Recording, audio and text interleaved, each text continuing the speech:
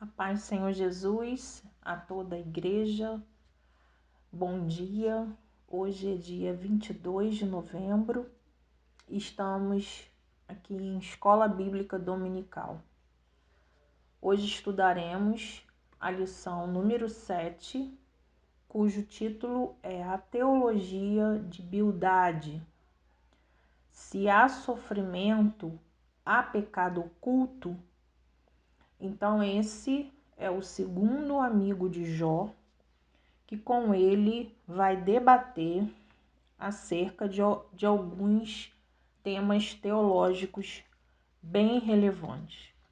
Então são 3 discursos que Bildade faz, e em cada um desses discursos ele destaca aquilo que ele crê. Então ele, por exemplo, não crê na inocência de Jó, e atribui o sofrimento de Jó à existência de um pecado.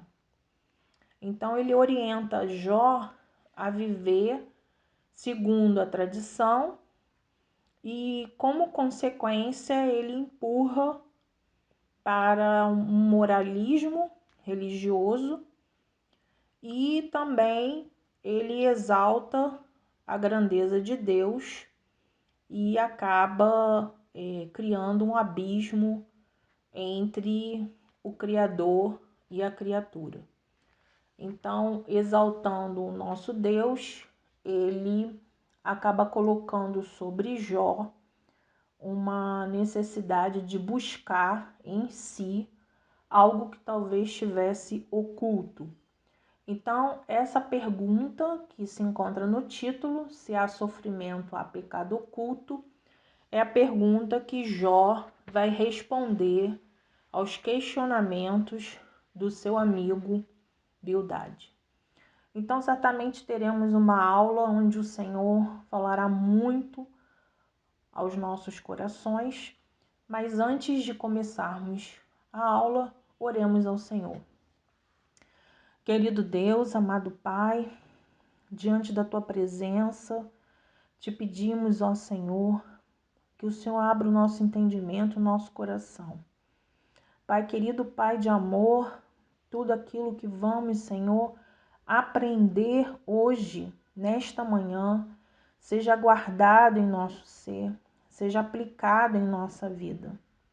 Deus, que venhamos a crescer na graça e no conhecimento da Tua pessoa, que venhamos a nos aproximar cada vez mais de Ti através da Sua palavra, através da oração, Senhor.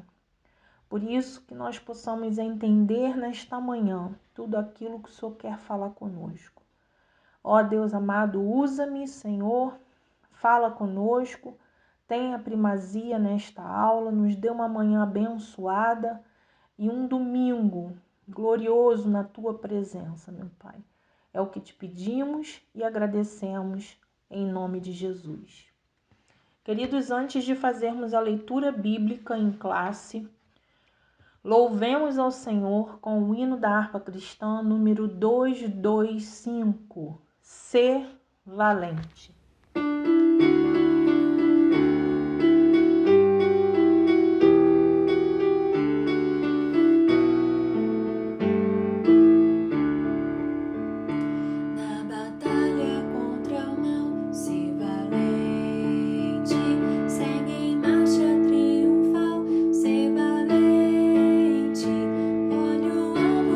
Jesus, que a vitória te conduz, oh, não deixes tu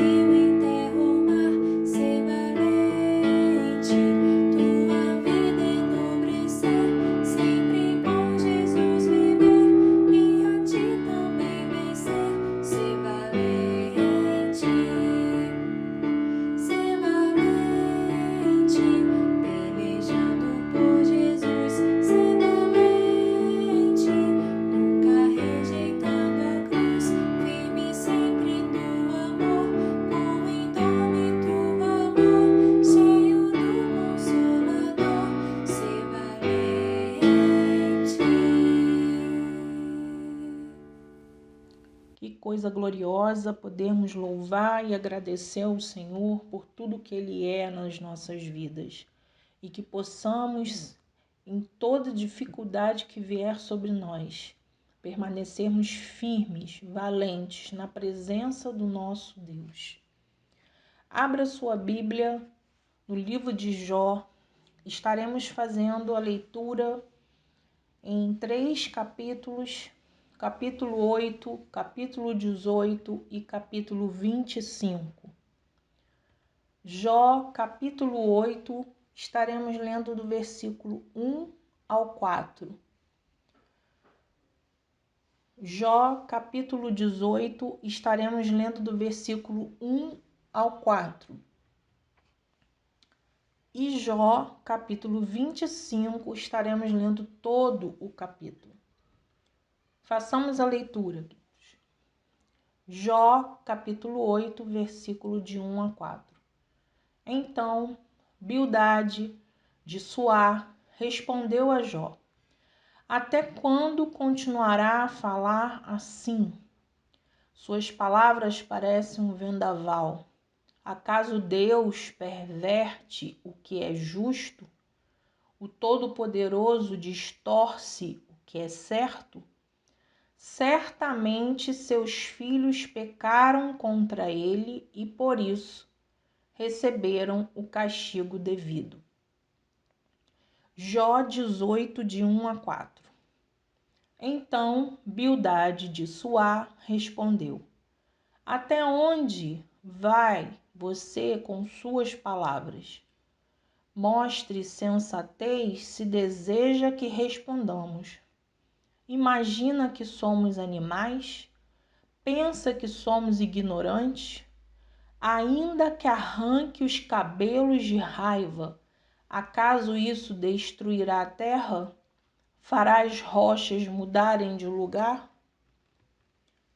Jó capítulo 25.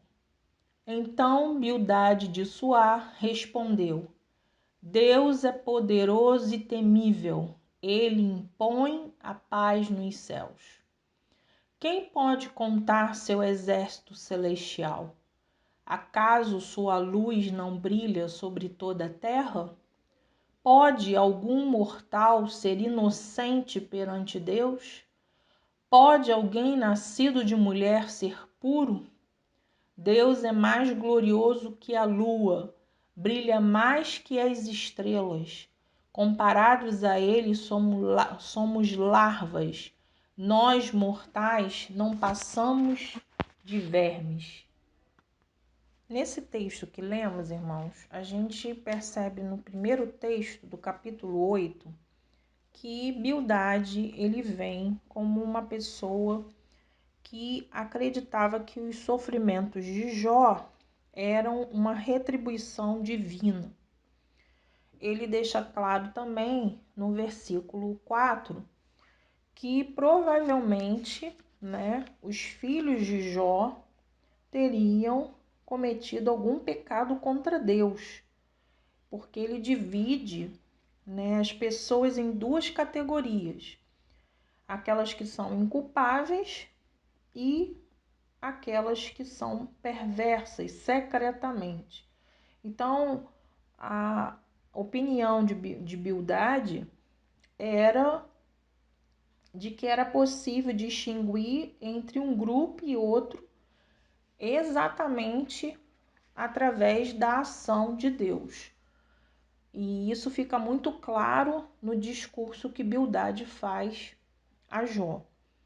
Jó anteriormente havia se queixado com Deus no capítulo 7 de que a vida era curta demais, ou seja, o discurso de Jó começou a mudar, porque no início do livro, quando a gente vê, quando todas aquelas dificuldades e assolações sobre a sua vida o perturbam, ele quer a morte, Nós vimos isso em lições anteriores, ele deseja a morte.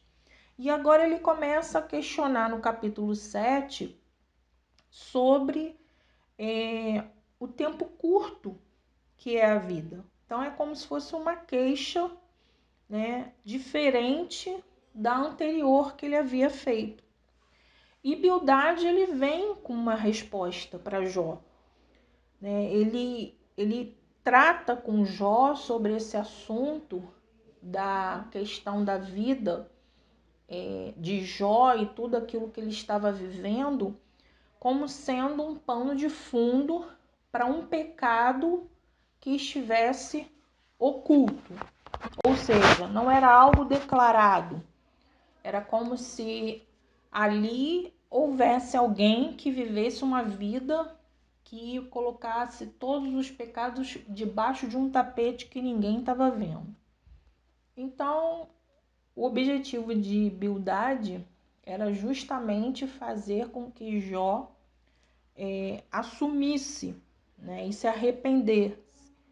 Ele queria justamente que a justiça de Deus viesse sobre a vida de Jó e restaurasse a vida de Jó. No capítulo 18, novamente Bildade vem com palavras até severas para Jó, porque na concepção dele havia pecado ali e Jó não estava querendo confessar. Então, fizemos a leitura de 1 a 4, mas durante todo o capítulo ele fala acerca dos terrores da doença que vai consumir a pele, do lar do perverso que é consumido pelo fogo. Então, tudo aquilo que havia assolado a vida de Jó e da sua família, na concepção de Bildade, era devido a algo errado que estava acontecendo ali. E por fim, Bildade retorna no capítulo 25, né, questionando sobre a pureza, né, a pureza de Jó, a inculpabilidade, né, porque na visão dele, tudo que Jó estava passando era porque ele não era inocente, não era puro aos olhos de Deus. E que um homem puro e um homem inocente era quase impossível, né, de existir. E o sofrimento de Jó mostrava exatamente isso. E o que chama mais atenção nesse discurso final de Bildade é a lacuna que ele abre entre o homem e Deus. Ele coloca o homem como um verme, né, como uma larva, como mortal, e Deus como algo intransponível. Ou seja, ele cria um distanciamento entre o homem e Deus. Ou seja, todo o sofrimento de Jó parecia aos olhos de Bildade que ele estava sofrendo tudo aquilo, porque Deus estava o punindo. A justiça de Deus sobreveio sobre Jó desta maneira. E entendendo que Deus é reto, é justo e é santo, dentre muitas outras qualidades e características do nosso Deus, ele certamente não vai compactuar com pecados ocultos. Porque do Senhor a gente nada esconde. Nós temos, como seres pecadores, como pessoas pecadoras, a certeza de que se reconhecermos o nosso pecado, se nos arrependermos dos nossos pecados, Ele é fiel e Ele é justo para nos perdoar. Mas é reconhecer, é confessar e não fazer mais. E muitas vezes, na nossa ignorância, achamos que aqueles pecados que não foram confessados e que ninguém sabe, Deus também é capaz de não saber. Não, irmãos, nosso Deus, ele é onisciente, ele sabe de todas as coisas e não há um pecado sequer nosso que Deus não tenha conhecimento. Então, a acusação de pecado oculto, ele não se aplica nem a Jó, nem aos filhos de Jó. Porque não há nada que a gente possa esconder do Senhor. Então, na lição de hoje, nós vamos ver esse diálogo de Bildade e Jó, e esse diálogo mostra de uma forma muito clara que as adversidades e os problemas que atingem a vida dos servos do Senhor, assim como atingiram a vida de Jó, nem sempre são situações que podem ser explicadas de uma forma simples. Bildade, ele afirma, que Deus é um ser inacessível. Só que nós sabemos, irmãos, que Deus é um Deus relacional. O nosso Deus, ele nos ouve quando clamamos, quando falamos com ele. O nosso Deus é um Deus de relacionamento, de unidade. Ele quer que estejamos próximos a ele, como filhos dele, ele como pai, que tenhamos um relacionamento diário, de oração, de leitura da sua palavra, das formas como Deus fala conosco, nas pequenas coisas e também através dos instrumentos que ele nos deixou para isso. E Jó, no decorrer do livro, ele vai respondendo, aos questionamentos das teologias apresentadas pelos seus amigos. E esse texto que lemos fala do segundo amigo, de Bildade. E a afirmativa de Bildade era: se há sofrimento, há pecado oculto.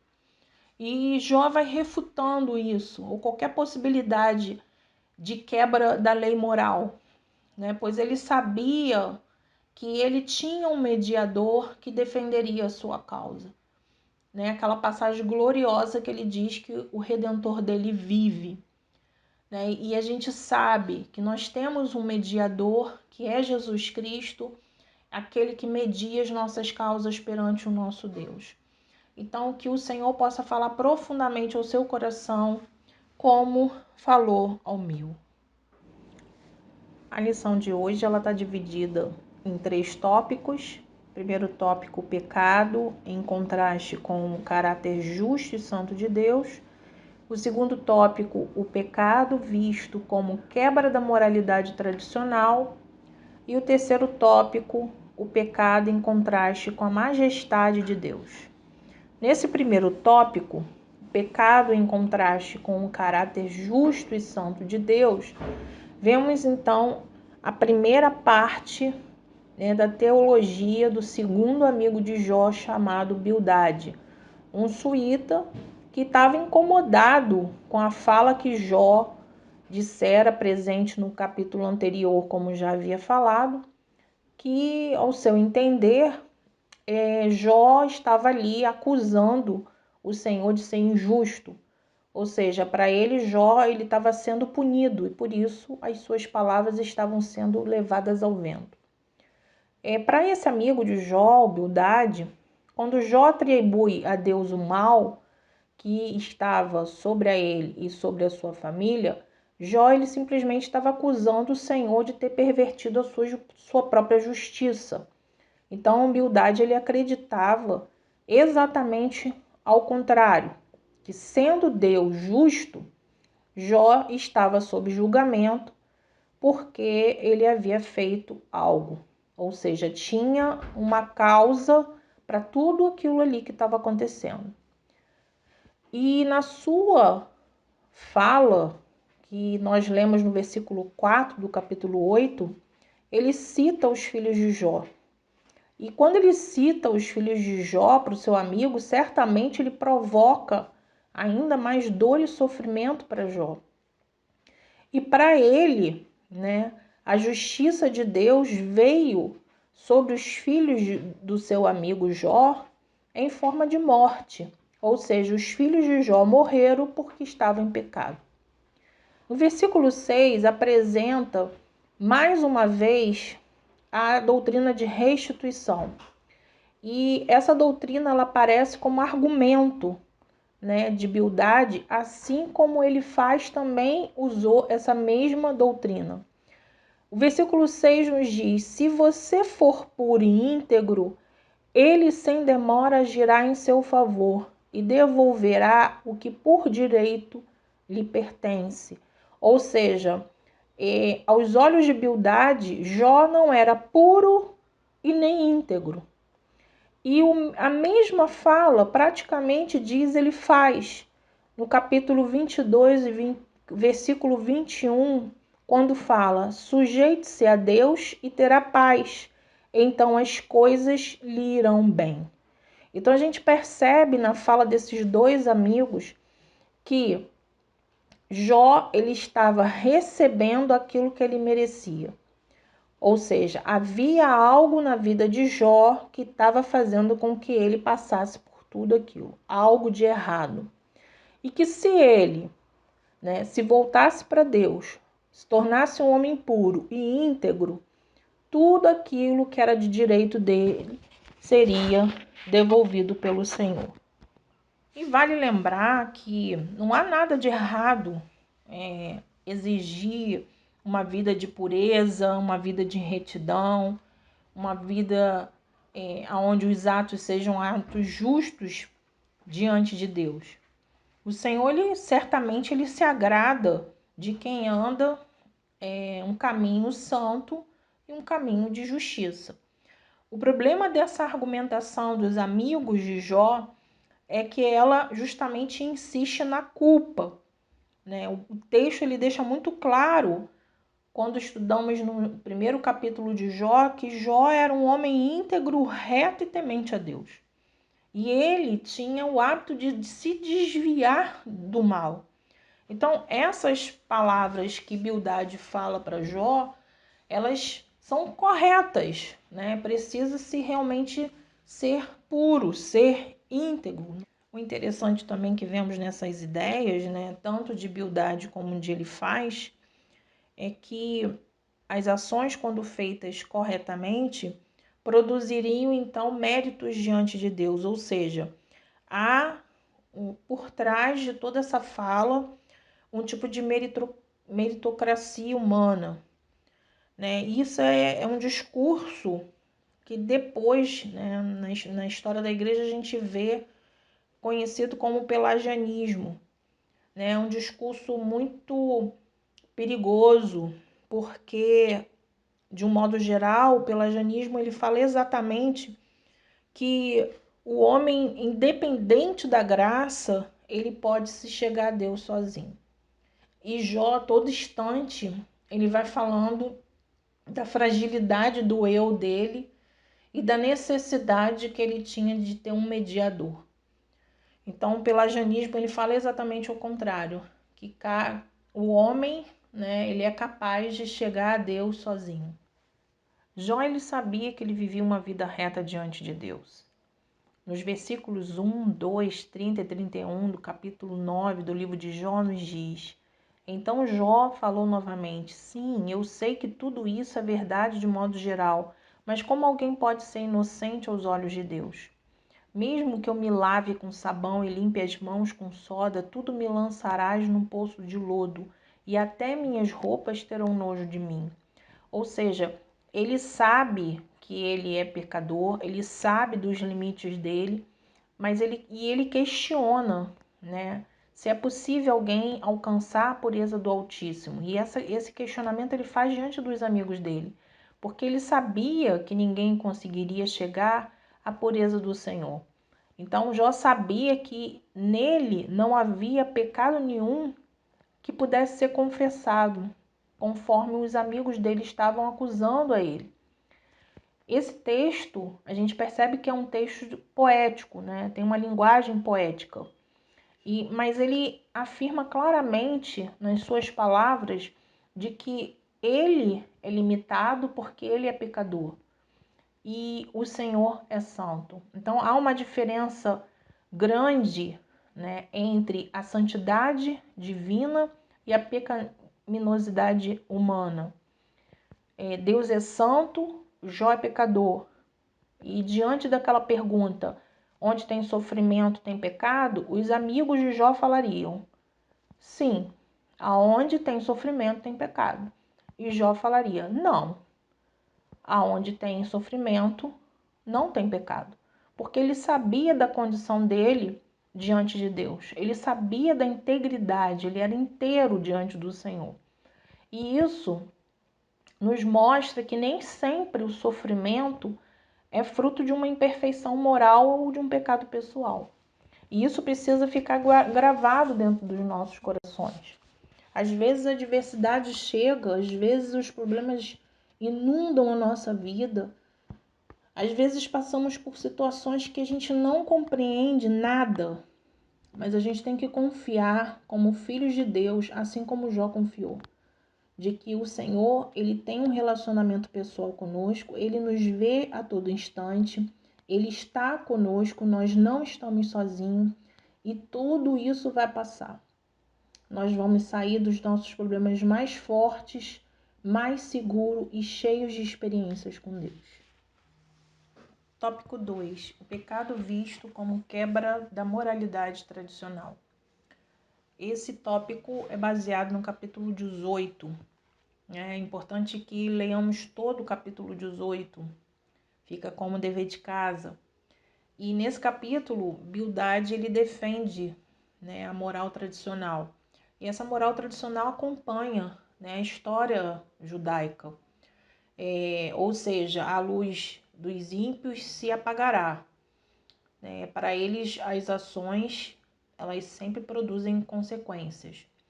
E ele se baseia, né, exatamente nessa ética universal que diz que só há um Deus, uma só verdade e uma só lei para todos.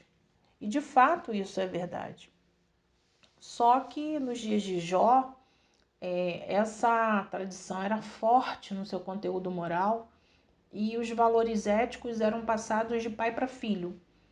E nesse capítulo, no capítulo 18, Bildade ele se utiliza, né, da moralidade tradicional e acusa Jó de subverter essa moralidade.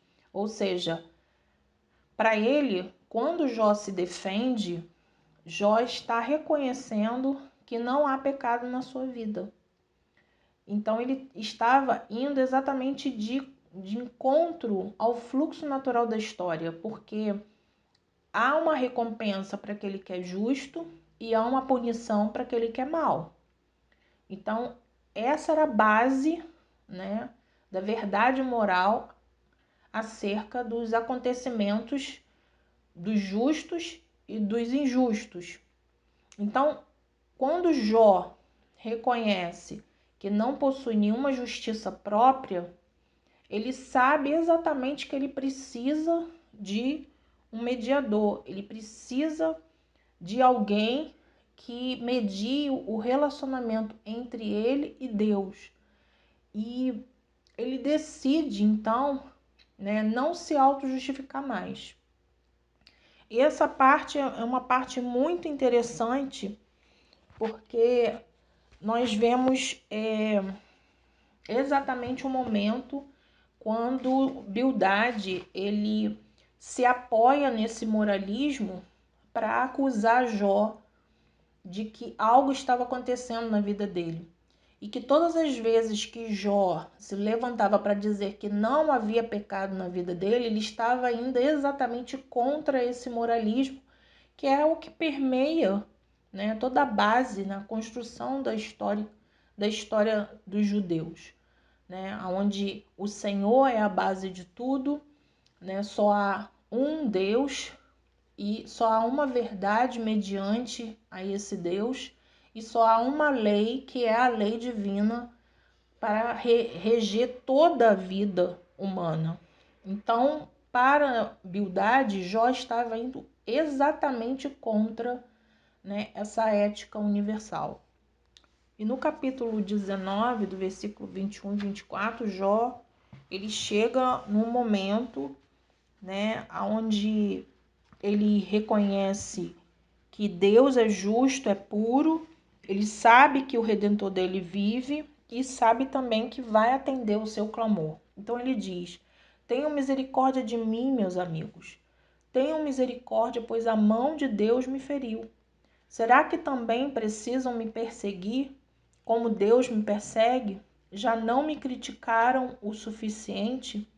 Quem dera minhas palavras fossem registradas. Quem dera fossem escritas num monumento, entalhadas com um cinzel de ferro e preenchidas com chumbo, gravadas para sempre na rocha. Jó reconhece que Deus atua, né, exatamente nesse universo moral e sabe perfeitamente que tudo está sob seu controle. Jó estava convicto de que não havia quebrado nenhuma lei moral. Portanto, ele era inocente e que o seu sofrimento não teria uma razão aparente. Mas diante das acusações dos inimigos, ele está disposto, sim, a abandonar toda tentativa de auto se justificar. E é exatamente o que a gente vê nesses versículos que acabamos de ler. E por fim, no versículo 25, ele diz: quanto a mim, sei que meu Redentor vive e que um dia, por fim, ele se levantará sobre a terra. A palavra redentor aqui, quer dizer Goel em hebraico, é justamente aquele familiar que te defende quando você não tem mais defesa. Então, ele sabia perfeitamente que o Senhor, em dado momento de sua vida, ele viria ao seu alcance e restauraria a sua vida. Essa certeza nos mostra a fé de Jó. Uma fé que, apesar de todo o sofrimento, precisamos lembrar do sofrimento desse homem, não tem sido diferente nos nossos dias. A terra está sendo assolada de várias maneiras. Nosso país está sendo assolado. Às vezes a nossa família tem sido assolada. Mas a fé, ela tem que permanecer inabalável. Nós temos que ter a certeza de que a nossa vida, que a nossa família, ela é firmada na rocha. E pode vir o vento forte, mas nós não vamos cair. Assim como Jó passou por todo esse sofrimento, sabendo que o Senhor, no momento certo, viria ao seu alcance, porque ele tinha certeza que o seu resgatador, o seu intercessor, ele vivia.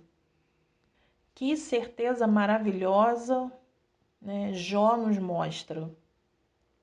E é essa certeza, irmãos, que nós temos que ter em nossos corações. Mesmo diante das dificuldades, das perdas, mesmo diante dos problemas, das adversidades, nós precisamos ficar firmes, crendo que o nosso Redentor vive e que no momento certo ele vai se levantar e ele vai trazer cura, ele vai trazer restauração, ele traz consolo, ele traz força, ele traz ânimo, e ele traz tudo aquilo que necessitamos no momento em que estamos passando por todos esses problemas. Tópico 3. O pecado em contraste com a majestade de Deus. Esse último tópico, a gente vê o terceiro discurso de Bildade, e esse discurso a gente percebe Bildade exaltando a Deus e rebaixando o seu amigo. É nítido nas palavras de Bildade um cansaço, e ele não quer mais discursar para Jó, porque ele já está cansado, de ver e de se escandalizar com a reação de Jó diante de tudo aquilo que ele argumenta, de tudo aquilo que ele tem falado. Ou seja, para Bildade havia uma distância muito grande entre o homem e Deus. Nos versículos que lemos do capítulo 25, mostra isso claramente. Vamos relembrar o texto que lemos na leitura bíblica. Então Bildade de Suar respondeu: Deus é poderoso e temível, ele impõe a paz nos céus. Quem pode contar seu exército celestial? Acaso sua luz não brilha sobre toda a terra? Pode algum mortal ser inocente perante Deus? Pode alguém nascido de mulher ser puro? Deus é mais glorioso que a lua, brilha mais que as estrelas. Comparados a ele, somos larvas, nós mortais não passamos de vermes. Então percebemos aqui, Bildade exaltando ao Senhor e e colocando o homem em uma posição bem abaixo, bem distante, uma posição que a gente pode dizer talvez intransponível. E Jó, no capítulo seguinte, nos versículos 1 a 4, ele vai de encontro ao que Bildade afirmou, e a gente percebe uma certa ironia, né, na fala de Jó, quando diz: grande ajuda você deu aos indefesos, belo socorro prestou aos fracos, como esclareceu minha ignorância, sábio conselho ofereceu. De onde tirou todas essas palavras de sabedoria? De quem é o espírito que fala por seu intermédio? Então a gente percebe Jó, de uma forma bem irônica, respondendo às afirmativas de Bildade sobre a majestade de Deus. Por quê? Porque Jó conhecia a majestade de Deus. Jó sabia do poder do Senhor. E toda a grandeza de Deus, né, que Jó já percebera, nunca em suas palavras ele usou de uma maneira que igualasse a criatura do Criador. Jó sabia exatamente quem ele era e quem era Deus. Ele sabia que toda a criação testemunhava essa grandeza do Altíssimo, do Todo-Poderoso. E Bildade não poderia condenar Jó utilizando exatamente um dos atributos de Deus, que é a onipotência dele. Por isso Jó ele exalta e ele reconhece essa onipotência, mas também ele mostra que no universo criado e regido por Deus, todas as pessoas fazem parte desse projeto. Ou seja, o homem é um ser alcançável e acessível por Deus, porque Deus ele é soberano, mas ele também é compaixão, ele é graça e ele é amor. Diferente do conceito que Bildade está trazendo de um Deus intransponível, a palavra do Senhor nos mostra um Deus de relacionamento, um Deus poderoso, um Deus glorioso, um Deus que entrega seu Filho para que todos possam ser salvos, um Deus que nos ouve quando oramos. Então, a figura de Bildade ali é uma figura que chega a ser acusatória, né? Ela está ali tentando mostrar para Jó uma realidade que não é a verdade do amigo. E Jó começa a questionar, de uma forma irônica, esse comportamento de Bildade. Em momento nenhum, Jó questiona essa onipotência do Senhor, mas a aplicação que o Bildade faz acerca desse conceito.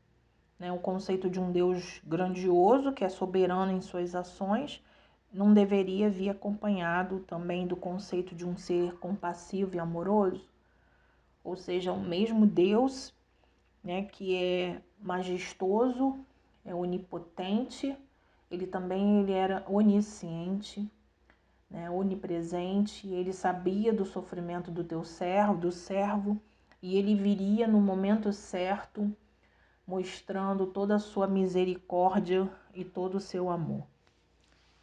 Eu concluo essa lição maravilhosa, irmãos, que eu espero que Deus tenha falado ao seu coração como falou ao meu. Porque muitas vezes estamos cercados de pessoas que querem buscar justificativas para os problemas que estamos passando. E nós temos que, na verdade, esperar as respostas vindo do alto. Muitas vezes as pessoas tentam ajudar, mas atrapalham. E nós percebemos ali nesses 3 diálogos, e no próximo domingo você está convidado para estar em Escola Bíblica Dominical, para conhecer o 3º diálogo de Jó com o 3º amigo dele. E nós vamos perceber que eles nunca estiveram ali para dar uma solução para Jó. A tentativa sempre foi humana, de buscar, através da experiência de cada um, as respostas para o sofrimento de Jó. Mas nós sabemos, nós conhecemos o final dessa história e nós sabemos que os olhos do Senhor nunca deixaram de estar sobre a vida do seu servo. E nós sabemos também que Jó vai sair de todos esses problemas conhecendo melhor quem era o Senhor. Um Deus muito maior do que aquele que ele acreditava que era grande, que era poderoso. Um Deus infinitamente maior. E eu concluo com essa passagem tão maravilhosa do livro de Eclesiastes, capítulo 3, de 1 a 8, que diz: há um momento certo para tudo, um tempo para cada atividade debaixo do céu. Há tempo de nascer e tempo de morrer, tempo de plantar e tempo de colher, tempo de matar e tempo de curar, tempo de derrubar e tempo de construir, tempo de chorar, tempo de rir, tempo de se entristecer e tempo de dançar, tempo de espalhar pedras e tempo de ajuntá-las, tempo de abraçar e tempo de se afastar, tempo de procurar e tempo de deixar de buscar, tempo de guardar e tempo de jogar fora, tempo de rasgar e tempo de remendar, tempo de calar e tempo de falar, tempo de amar e tempo de odiar, tempo de guerra e tempo de paz. E em todo tempo, o Senhor está no controle. Ele tem o controle das nossas vidas, que possamos colocar as nossas vidas nas mãos do Senhor. Que Deus possa abençoar a sua vida e a sua casa, em nome de Jesus. Queridos irmãos, louvamos a Deus por mais uma aula de Escola Bíblica Dominical. E queremos agradecer ao Senhor, porque até aqui Ele tem nos ajudado. Continue firme, constante, valente, porque tudo isso vai passar, mas a palavra de Deus permanece. Oremos, queridos. Querido Deus, amado Pai, te glorificamos, te adoramos, te rendemos graças e louvores por tudo que tu és. Pai de amor, Pai querido, colocamos diante de ti as nossas vidas, nossa família, nosso ministério, nossa igreja. Rendemos graças e louvores, Senhor, porque o Senhor tem estado conosco. Nesse mês de celebração, Senhor, de mais um ano da nossa igreja, nós te agradecemos, Senhor, por tudo, meu Pai, até pelas adversidades, até pelos problemas e dificuldades, porque eles nos amadurecem, Senhor. E diante de ti nos rendemos aos seus pés, Senhor, sendo gratos, Senhor, pelo teu amor, pela tua misericórdia sem fim. Aleluia, Deus. Glorificado seja o seu nome, Senhor, porque o Senhor não nos abandona, o Senhor é fiel e está conosco em todo o tempo. Continua conosco, abençoa a vida do meu irmão, a vida da minha irmã, a vida da sua família, a sua casa, seu trabalho, seu ministério, Deus. Continue abençoando o nosso pastor e que tenhamos um dia maravilhoso, Senhor, na tua presença, Senhor. Um dia de Santa Ceia, onde vamos relembrar, trazer à memória tudo aquilo que nos traz esperança. Relembrar o sacrifício de amor na cruz do Calvário do nosso Senhor, o nosso Deus, o nosso Senhor Jesus Cristo. Obrigada por tudo, Senhor. Oramos e te agradecemos em nome de Jesus. Amém. Queridos, recebam um grande beijo meu e de toda a minha família. Deus te abençoe.